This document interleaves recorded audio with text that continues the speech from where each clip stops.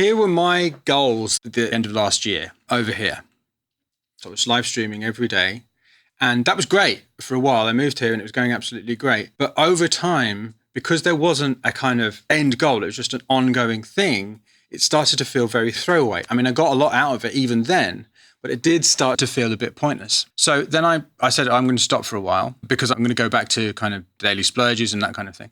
And I kept on finding that I was putting my music off over and over and over again. And I could start to feel this story, which I knew was BS, that I don't have the time to make music because I'm so crazy busy with the schedule. I felt that I didn't have the focus on it. And when I did, it would start and then it would stop because my music wasn't the priority. When I did make music, it was like I had to push myself to find the motivation. It was like this. What making this album has done is the challenging deadline in itself has given me time to make music in my schedule. I've got the focus sort of day to day by breaking up that album into chunks. So, in the first month, I'm going to complete this. At the end of this week, I'm going to complete that. It's like an actual milestones. That has given me the focus. The addition of doing the podcast and also doing it in very publicly here, in Make Music Your Life and with the Make an Album with Mike program, created a public. The public means those faceless them. So the podcast feels like that. I don't know who's listening, just them. They're just like numbers. So that's the public thing. The group is the faces, like the faces of the people who I'm actually talking to. So in other words, social pressure. That makes music the priority. It's like I have to do it. Yeah. What did I do yesterday, Tim? We were meant to be starting at 8:30 with our work. So what did I do like 5 minutes before? Oh, you were like, hey, can I make my music session for another 60 minutes? I was like, yeah, sure, look, come on, I just really need to, because I'm going to get massively behind, right?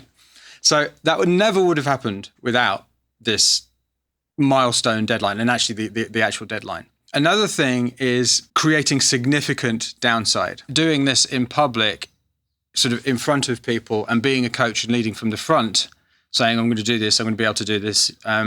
I've never said it's going to be no problem. I've always said it's going to be challenging, but it will have a significant downside. I don't think the business will fail if I don't complete the album on time. And it is still, to be honest, I'm still like that because I'm in the final 3 weeks now. I definitely will complete something. I don't know how good it will be, but I will definitely complete something. But that significant downside means that, do you know what it means? It's very inconvenient. It's like incredibly inconvenient. But I do not have to coerce myself at all. I'm like, I've got to do it. It's not very pleasant in a sense, but it's much more pleasant, I think, than that kind of discomfort is so much preferable. The external, I have to do this, is way more, I would take it any day over the internal, oh my God, I'm not doing that thing that I really want to do. I'm not making my music. I'm not making it a priority. I'm not moving forward with one of my biggest goals. That feeling is just, it's awful. Whereas, oh no, I've got to do this. Like being pulled to it. And then when you are pulled to it, going, oh wow, yeah, and having fun and doing all that stuff, that is what I want. I'll take that any day over this kind of thing that I was in before. So here you can see that these things that we think we need are created by the challenging deadline itself. Okay? And the great thing about an album is it's a ready-made container to, like, and it's a big thing. Yeah, it's like a bit like a novel, not a short story. It's like a novel. It's a big thing. It's challenging, and it has a sort of cultural weight to it as well. It's like, I'm making an album. I'm making my, and you get those people that say, how's the music going? Oh yeah, I'm making my album. 4 years later, how's the music going? I'm making my album. You're like, if you're going to finish this album, right? So it's got this thing about it that we have ready-made as a resource for us to use to kind of push us forward, to pull us without us having to push ourselves. In terms of my singing, so this was a big thing for me. I had, if you have not listened to the album podcast, I talk about it there. I've had this thing for years for various different reasons where I've wanted to sing. and I never have. And it was turned into this massive dragon that I'd never slain. Yeah, it was just turning into this, oh God. I started to think I would never do it. And I knew that if I didn't do it, and I'm lucky enough to have a deathbed and sort of die peacefully rather than in some horrible way, then if I was in that situation, I would regret it. I knew that. I knew it was something that I would regret if I never did it. But it was becoming this terrible thing. Now, a lot of people would say I need to be able to sing before I can make the album. But for me, I recognized, because I'm lucky enough to coach people, that in making the album, I would have to, and if I decided to do it, I mean, to be honest, when I decided to make the album, I hadn't decided whether I was going to sing. I actually made the decision kind of in public. And how I started singing was simply through splurging. I ended up doing 164 splurges, most of which are absolutely appalling. Singing, just really not very good at all. Okay, so I actually started singing, yeah, and then there was the writing songs bit. I've never written songs before. I've helped people with their lyrics a fair amount. That's something I've done a fair amount, but I've never actually done it myself. But what I actually started to do was improvising songs. I was like, well, how would Mike Monday do it? I was like, well, Mike Monday would ask a ridiculous question, like, how do I make it so that I can write a song in the time it takes to actually play it? How would I do that? And that's what I did. Thing is, I never would have come up with that question and that approach without deciding to make an album, because I knew that's how I would be able to do it. So I started improvising. And funnily enough, most of the songs that have made it onto the album are almost 100% improvised. I'm not saying that they're Shakespeare. They're so not Shakespeare, but they are very me. Yeah, and they're these improvised. I mean, they don't really have. Some of them have a bit more of a verse and a chorus structure, but not really. I never would have done that. I never would have thought it was okay without the album. Obviously, I need to improve my singing. Well, that's happened because of making the album. Because I've been making the album, I've nearly been singing daily. I never would have got Laura to be my singing coach, my singing teacher, had I not been making an album. I wouldn't have asked her to do it because I would have had no reason to.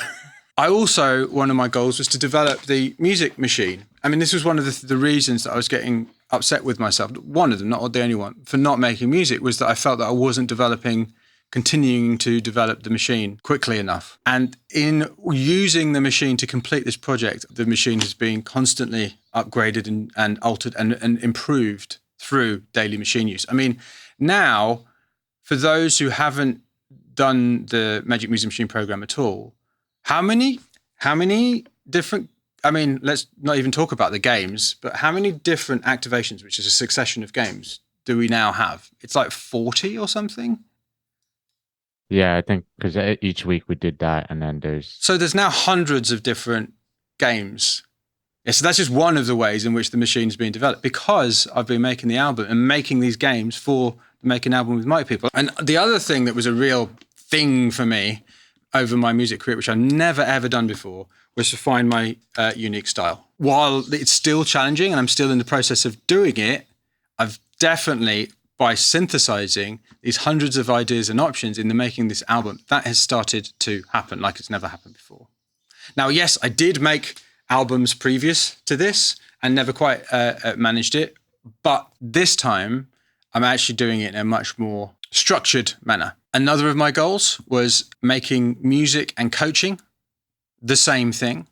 So in other words, one sort of serving the other, which is why I launched the Make an Album with Mike program, which obviously never would have happened without me making the album. Another goal I had was to build awareness, build the audience for my music and coaching.